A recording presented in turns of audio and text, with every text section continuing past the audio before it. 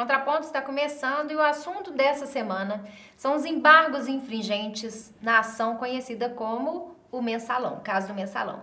Quem veio conversar aqui com a gente hoje é a processualista doutora Flaviane de Magalhães Barros, que é professora da PUC Minas, da pós-graduação da PUC Minas e também professora da Universidade Federal de Ouro Preto. Nós fizemos questão de trazer alguém especialista aqui no assunto, né?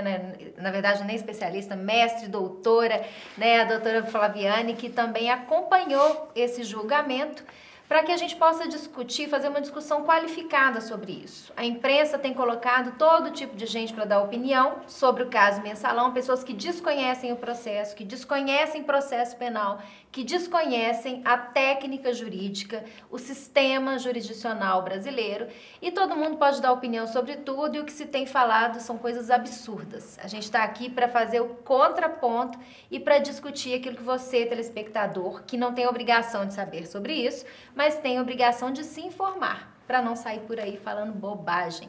Doutora Flaviane, tem se falado muita bobagem sobre o caso Mensalão do ponto de vista processual? Tem se falado um pouco de bobagem, tanto no ponto de vista processual quanto no ponto de vista penal, como se a admissão dos embargos infringentes já fosse uma absolvição, não é? Como se simplesmente dar direito àquele que foi condenado por uma maioria, mas não uma maioria qualificada, né? E, portanto, há uma dúvida entre os próprios julgadores se era caso ou não de condenação. Isso gera uma insegurança jurídica que o sistema processual diz que essas pessoas têm direito a mais um recurso, mas é um direito a mais um recurso, não a serem absolvidos, porque nós não sabemos se na nova configuração do Supremo vai haver alguma mudança mesmo técnica na sentença de condenação para absolvição, ou mesmo a redução de pena e a geração de uma prescrição, que seria outra possibilidade. Aí surge uma primeira questão que eu fiquei muito preocupado com esse processo. Obviamente a gente pode ter interpretações distintas da lei, das provas, dos autos, mas você não acha que nesse caso houve algo que fere até a ideia de segurança jurídica, ou seja, interpretações muito divergentes? Isso é comum acontecer, Flaviane? Como é que você vê essa questão aí? Eu consigo dividir em termos não políticos, mas assim, teóricos, o que deu naquele julgamento, de duas linhas. Um que faz um argumento jurídico de que nós estamos tratando eles diferente, que para mim está errado. Porque, na verdade, se a interpretação conforme a Constituição é essa de que o acusado tem direito a recurso, sim, não é porque o STJ está fazendo errado que o Supremo também tem que fazer errado. A gente viu. Esse tipo de argumento não me convence, né? Que seria uma igualdade entre o julgamento no Supremo e no STJ. O Supremo é constitucionalmente o guardião da Constituição, então por que ele não deve interpretar conforme a Constituição e interpretar como o STJ pensa? Então, não me parece esse argumento aceitável. E, por um outro lado, todos que julgaram a favor da admissão dos embargos para aqueles acusados que tiveram 4 votos para absolver, não é? Fundaram no direito ao recurso, que está na Constituição, né? No artigo 5º da Constituição está lá: o acusado em processo penal é garantido o contraditório e a ampla defesa, com todos os meios e recursos cabíveis. Já há um problema, porque tem a outra discussão que se é cabível, que isso foi discutido também no processo. Sim. Né? A regularidade dos embargos infringentes. Embargos infringentes, que é até uma palavra, uma expressão difícil, né? Mas entrou no cotidiano do telespectador. E todo mundo hoje fala em embargos infringentes. Todo mundo conhece essa figura processual que nem é tão comum, né? Eu, por exemplo, como advogado, não faço embargos infringentes todo momento. Mas agora todo mundo pode falar de embargos infringentes. Todo mundo sabe o que é. Os embargos infringentes é quando eu tenho uma decisão colegiada, ou seja, não é uma decisão de um único juiz, mas de um tribunal formado por 3 ou mais juízes, não é? E nesse caso, o Código de Processo já prevê que quando a decisão é do voto divergente, ou seja, o voto que perdeu, é a favor do acusado, ele tem direito a um novo recurso, que esses se chamam embargos infringentes, não é? Para tentar, chamando 2 novos julgadores, reverter o julgamento. A essência dele no Tribunal de Justiça e no Tribunal Regional Federal, que é o previsto no Código de Processo Penal, é para essa situação, não é? Agora, além desse que tem no Código... um número mínimo de votos divergentes ou basta um voto divergente? Quando eu estou falando de um acórdão, de um acórdão de Tribunal de Justiça, precisa de um só. Mas para o Supremo, porque está lá no regimento interno também, ou seja, nós pegamos o Código, que tem esse recurso numa inspiração, que é o princípio da presunção de inocência, né, que é uma garantia constitucional, e aí previmos ele para uma situação mais específica ainda, que é quando você tem prerrogativa de função, ou seja, você é um presidente da República, um deputado, um senador, e, portanto, não pode ser julgado pelo juiz de primeira instância. Então, nesse caso, quando ele for julgado na competência originária, no Supremo ou no STJ, né, ele teria direito a um recurso se lá houvesse uma decisão majoritária, mas com votos divergentes, não é? Nesse caso, decidiu-se que o número... regulamentado pelo regimento interno de cada tribunal. De cada tribunal, não é? E aí seria em número de 4 votos, não é? Não só para as ações penais, tem outras ações que não são nem mesmo de natureza criminal, que também há a previsão dos embargos infringentes no Supremo Tribunal Federal. E aí, você como advogada, né, além de professora, doutora, sua colega, no dia a dia é comum a gente ter isso, um juiz que absolve e o outro que dá uma condenação com a pena lá em cima? Isso é muito comum. Isso não seria, voltando àquela pergunta anterior que eu fiz, isso não seria uma ameaça à segurança jurídica? Porque eu falo, olha, dependendo do juiz, eu vou ser absolvido, eu posso ficar 10 anos na cadeia. Então é uma loteria, a justiça virou loteria. É uma loteria. loteria? Como é que é isso, Flaviane? Infelizmente, até o estudo e a pesquisa que a gente tem feito é que no Brasil isso virou uma loteria. E isso gera... No resto do mundo não é assim não, né? No resto do mundo não é assim não. Mas no Brasil isso virou uma loteria. Talvez justamente porque a justiça criminal no Brasil sofre um grande impacto da mídia. Numa sensação... que a população quer uma punição instantânea. Não é? Que foi objeto de discussão também, né? Sim, nos votos ali da discussão dos embargos. A resposta à opinião pública, não é? Então, na minha opinião, o que eu acho é que o processo penal hoje está tão influenciado pela opinião pública e por uma justiça instantânea, né, que seria a prisão em flagrante, a pessoa já se manter presa, que é isso que no imaginário das pessoas seria justiça.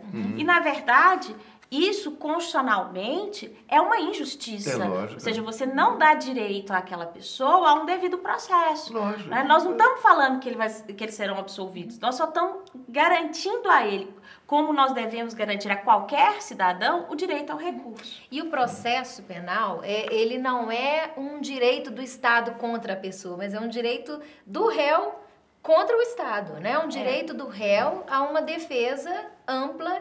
É o devido processo legal, né? Exatamente. Saber que você Uma tem garantia possibilidade de ampla constitucional. defesa. A gente não pode aceitar essa ideia e talvez a gente viva um momento atual de revisão de todas aquelas questões da ditadura militar e isso sirva para... Parece que isso não serve de lição para nós e hoje a gente continua querendo ter um processo instantâneo, não ter um devido processo. Até que a pessoa vá responder ao processo. Isso também pode acontecer com quando alguém da sua família passa por essa situação, aí a situação muda. Aí você muda. Aí você quer que o direito te dê condições por meio de recursos, habeas corpus, mas quando você está do outro lado, fica parecendo que nós simplesmente... Porque você pode também responder um processo sem ter feito nada. Você pode ser inocente e responder um processo.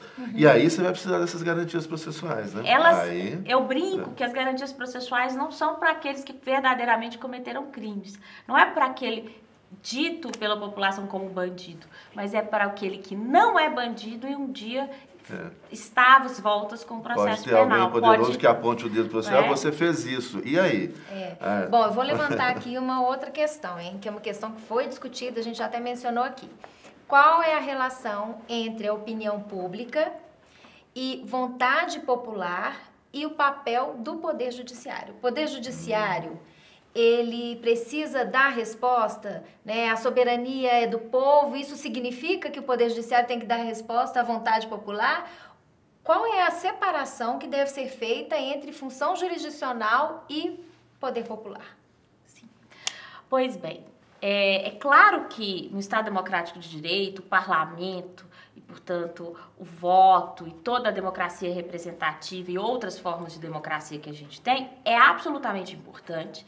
E se você me perguntasse de uma forma assim direta, na minha opinião, a última palavra devia ser do cidadão como representado pelo parlamento.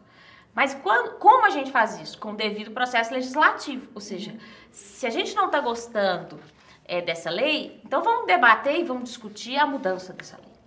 Quando a Lei 8.038 foi debatida no Congresso e o ministro Celso de Mello chamou a atenção para isso, esse ponto especificamente foi discutido. Se a gente acabaria com os embargos infringentes no Brasil ou não. E o parlamento, que representa o povo, que foi escolhido pelo povo, disse, isso é uma garantia constitucional, nós não podemos abrir mão dela. Então, não é só, eu acho que o uso indevido e manipulado de alguns comentários sobre essa questão é que traz uma discordância ou uma ilusão para um ouvinte que não tenha uma compreensão da técnica do processo, não é? Que nós estamos ali enganando as pessoas, não é? Ou deixando de puni-las. Não é verdade. A gente só espera que toda pessoa que for um dia processada criminalmente seja julgada, condenada ou absolvida com base nos fatos que existem no processo e não com aquilo que nós imaginamos, né? Porque, na verdade, nem nós, quando assistimos ao julgamento, temos certeza e convicção e acesso a todos os elementos de prova para nós mesmos formarmos uma opinião pessoal sobre o conjunto probatório. Então, a ideia de que o Poder Judiciário não é que ele está distante do povo, não é isso. É que a função dele é aplicar a lei no caso concreto. Estar próximo lá, e com compromisso com o povo é justamente fazer com que a lei tenha sido aplicada como ela foi aprovada pelos representantes do próprio povo. A garantia do processo, ou seja, o compromisso do Poder Judiciário não é somente com o resultado final.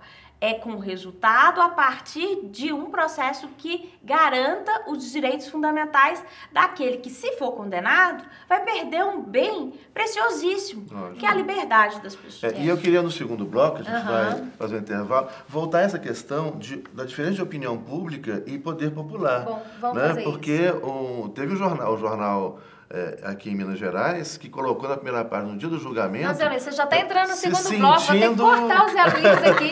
Ele vai falar no segundo bloco e já está no segundo bloco, gente. Então vamos fazer aqui um pequeno intervalo e daqui a pouco a gente volta com essa conversa quentíssima que está aqui, que é sobre o caso do Mensalão, os embargos infringentes e o voto do ministro Celso de Mello. Daqui a pouco a gente está de volta.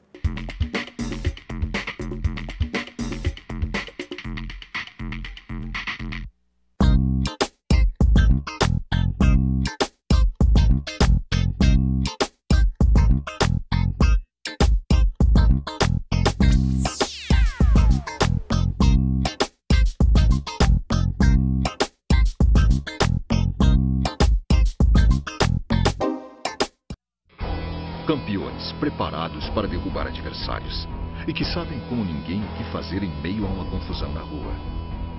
Aí a gente foge da briga. A sua vida vale mais que qualquer discussão.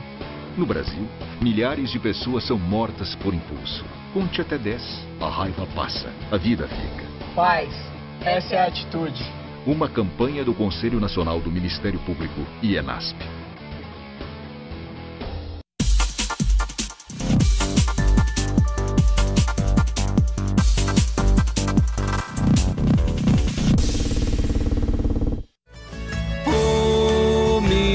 Gerais, oh Minas Gerais, quem te conhece não esquece jamais, oh Minas Gerais.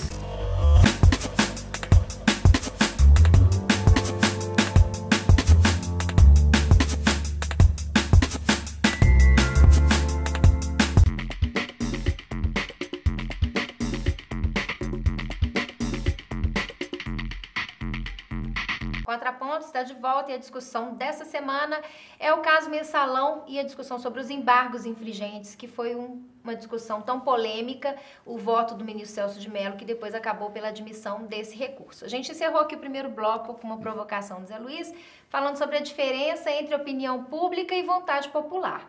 Para começar a falar sobre isso, eu queria mostrar aqui uma foto que foi divulgada, que circulou na imprensa durante toda a semana do julgamento do Mensalão, que é essa foto aí, onde aparecem a Carol Castro, Rosa Maria Murtinho, Natália Timber, Suzana Vieira e Bárbara Paz, né? Uma foto que ficou conhecida como Luto pelo Brasil. Né? As especialistas em embargos infringentes estavam ali expressando a sua revolta pela decisão do Supremo Tribunal Federal. Zé Luiz, não te parece uma irresponsabilidade da imprensa, né? Eu nem digo a questão da opinião pessoal, não, obviamente mas não, uma opinião dessas pública. Atrizes, né? Porque, obviamente, que elas têm direito de expressar. O que eu acho complicado é as pessoas se manifestarem dessa forma sem antes procurar se informar. Né? A gente sabe, olha, elas estão se manifestando contra um direito, que é um direito constitucional delas também. Elas estão defendendo perder um direito. Né? Eu acho que isso que é muito grave. E outra coisa que tem uma confusão imensa, que é o que é poder popular, é a construção da vontade popular, que implica em discussão ampla, liberdade para se ouvir todas as opiniões de forma igual, etc., por uma opinião pública que manipulada pela grande mídia, que é concentrada, a gente sabe disso, e que se arvora a ser a consciência moral do país. E que nesse caso, particularmente, está relacionado também com questões eleitorais, né? Questões político-partidárias, que são exploradas. Coincidência desse julgamento com as eleições municipais, e sei lá o que eles vão fazer com isso o ano que vem nas eleições presidenciais, né? Mas aqui eu queria só encerrar essa questão com... o jornal Estado de Minas, aqui em Minas Gerais, colocou na primeira página uma carta aberta aos ministros falando em nome do povo mineiro. Quem que votou no Estado de Minas para autorizar o Estado de Minas a falar em nosso nome? Esquisito isso, né? Porque o governo é o mal, mas o governo é escolhido pelo povo. Né? Os parlamentares são horrorosos, mas os parlamentares são escolhidos pelo povo. Agora, o Estado de Minas, a sua direção, o seu editorial, não foi escolhido pelo povo. Por que eles vão falar? Eles não estão falando por mim, não. Estão falando por você, Flaviana? Eu não passei procuração. Eu não passei procuração, eu não votei. Não, além de não passar procuração, não é? O que eu chancelo em todas as aulas, ou em qualquer lugar que eu falo, é que para que a gente tenha Estado democrático de direito, eu preciso de ter a garantia do processo penal. Essa não é uma garantia só constitucional, não é? Essa é uma garantia de direitos humanos, não é? Então, nós não podemos abrir mão dessas garantias num dos momentos mais frágeis onde a pessoa humana está ali colocada, que é no papel de acusado. Nós não estamos falando de simplesmente você ser condenado a pagar um determinado valor, em que pese que para algumas pessoas isso já é o fim do mundo. Mas você está falando de privar aquela pessoa da liberdade, não é? Do convívio familiar, de trabalhar, não é? De estar numa situação penitenciária absolutamente gravosa, porque no Brasil ainda nós temos esse problema, né? O nosso sistema penitenciário é caótico. Então, tem que ter todas as garantias processuais. Bom, e você levantou a questão aqui de direitos humanos, Flaviane, que a gente sabe, um outro ponto foi levantado no voto do ministro Celso de Mello, que foi a questão do duplo grau de jurisdição. Ou seja, para ele manter a coerência, e a gente teve um intervalo entre o penúltimo voto e o último voto, que foi do ministro Celso de Mello, né, onde a gente sabia que haveria uma pressão muito grande ao ministro Celso de Mello para mudar a posição dele, porque já se sabia, ele já tinha se manifestado em outras etapas do processo, que seria favorável aos embargos infringentes como uma forma de garantir o duplo grau de jurisdição, que é uma garantia de direitos humanos prevista não só pela nossa legislação, como pela Constituição Federal Brasileira e pelo Pacto de São José da Costa Rica, que o Brasil é signatário, né? Qual é a relação entre o duplo grau de jurisdição, esse instituto, que o nosso telespectador talvez não saiba o que significa isso, e esse caso do mensalão, os embargos infringentes? Como que ele garante duplo grau? Para simplificar, duplo grau de jurisdição seria direito a um recurso. Pelo menos uma revisão de uma decisão. Por quê? Porque uma sentença penal condenatória, ela é algo muito grave. Então, uma única decisão, mesmo que seja da mais alta corte, não é? Era uma decisão que não tinha uma votação unânime, não é? E que, portanto, ela não tinha uma coerência racional suficiente para ensejar o fim do processo.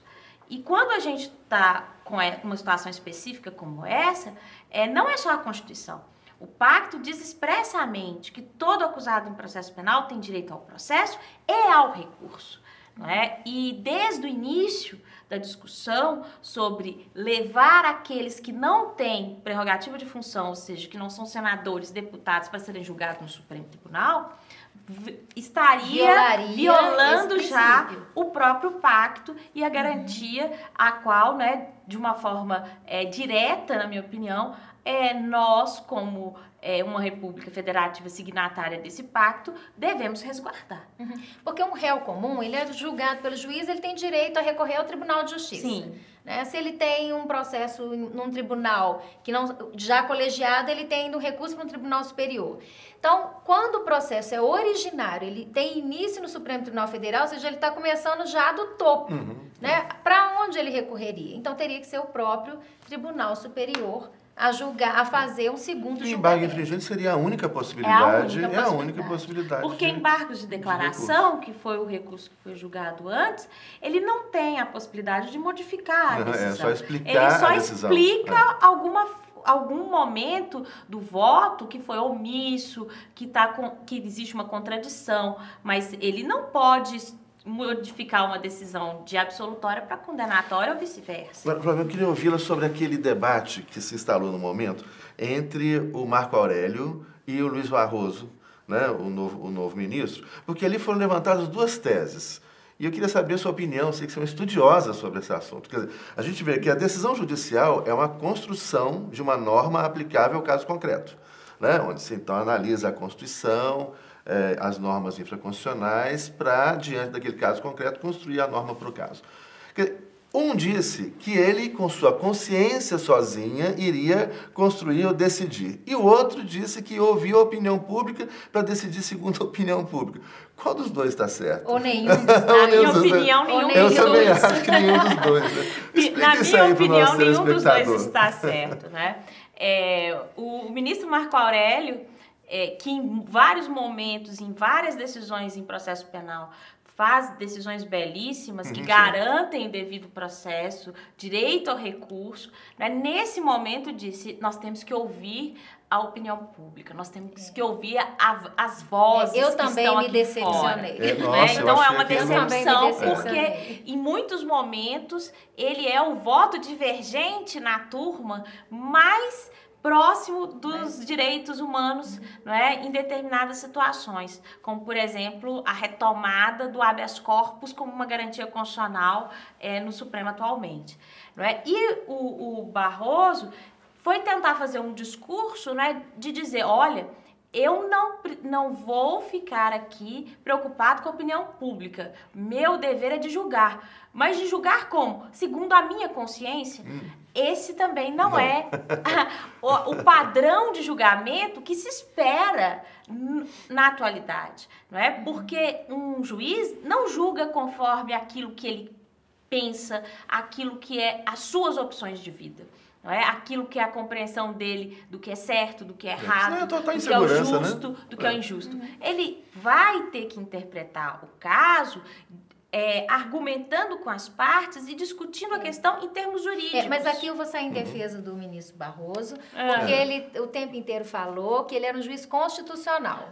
Então eu acho que ele no fundo, quis dizer que ele ia decidir conforme a Constituição. Talvez se perguntar para ele de novo, ele vai explicar isso, a gente sabe, a gente conhece a obra dele. Eu acho que sair aqui em defesa do ali foi... Mas a questão de usar esses termos, né, íntima convicção, isso é minha complicado. convencimento, minha consciência, Isso é complicado. julgador, vamos dizer, um jargão que ainda temos nos nossos tribunais, que a gente também precisa cuidar para que ele não fique repetido. Né? Não pode ser a consciência individual do juiz, não pode. É uma construção, o direito é uma construção social. Que é a imparcialidade norma, que a gente espera. E isso acaba enganando a opinião pública também, né? Porque quando a opinião pública diz que está sendo julgado conforme a sua consciência, ela então vai falar assim, então é o que você pensa, é a sua vontade. E não é isso que tem que ser. Que onde você coloca então esse juiz como se fosse um super-homem, né? É uma pessoa muito melhor do que os outros, o que também numa república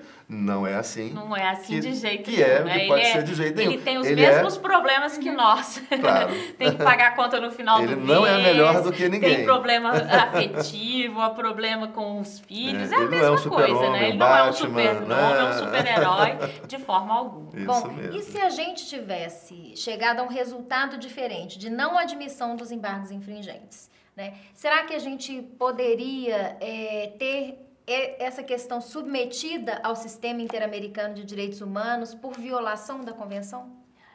Na minha opinião, o caso do mensalão, ele de alguma forma pode, talvez repercuta ainda na Comissão Interamericana de Direitos Humanos, e aí, se o Brasil não der uma resposta adequada, perante a Corte.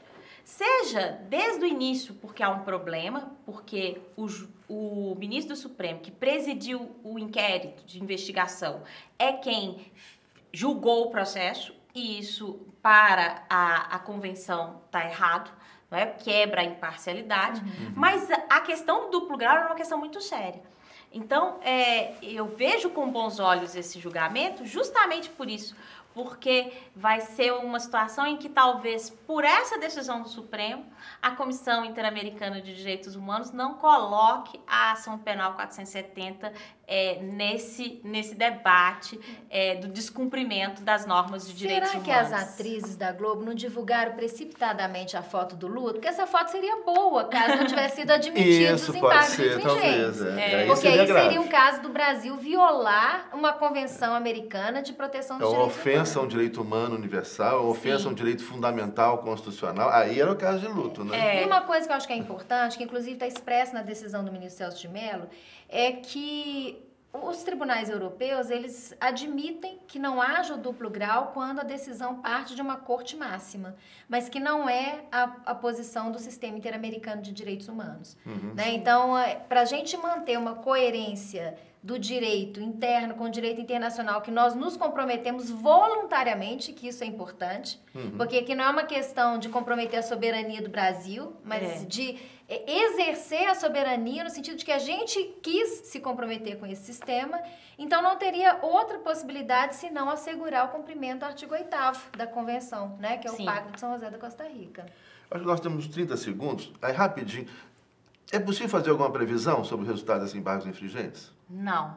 Não, né? De jeito nenhum. Não, pode ser porque tem dois novos ministros que não participaram do julgamento.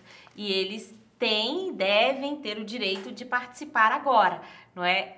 Sem pensar conforme a sua consciência, mas com base nas provas dos autos, para julgar o caso. Excelente, isso aí. Bom, então, gente, acho que foi super válida aqui essa discussão, Flaviane. Vamos aqui marcar outras vezes, toda vez que necessário, para a gente fazer o contraponto aqui, não te deixar contaminado pela opinião pública e pela opinião irresponsável, né, que tenta aí induzir a uma opinião fabricada, tá certo? Então esse aqui é o contraponto sobre o caso do mensalão, para que você possa saber um pouquinho mais e não falar mais bobagem sobre embargos infringentes. Até a semana que vem.